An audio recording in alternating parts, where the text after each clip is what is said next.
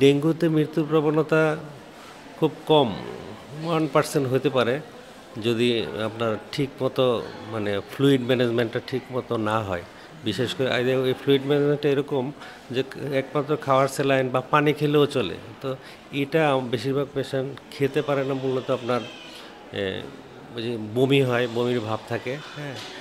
এই কারণে খেতে পারে না। এইজন্য আমরা বলি যে হাসপাতাল যেসব পেশেন্ট খেতে পারবে না, পারসিস্টেন্টলি বমি করবে, হ্যাঁ, তাদেরকে যেন হাসপাতালে চলে আসে।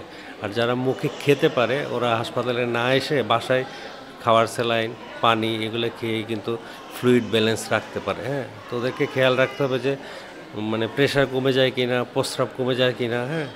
যদি না খেতে পারে তাহলে হসপিটালে চলে আসতে হবে। আরও কিছু ওয়ার্নিং সিমটম থাকে যে জ্বরটা যখন নেমে যায় তারপরে হঠাৎ করে খুব পেটে ব্যথা, কিছু কিছু পেশেন্টের মানে কালো পায়খানা হয়, হ্যাঁ, এবং শরীর অস্থির লাগে, হ্যাঁ।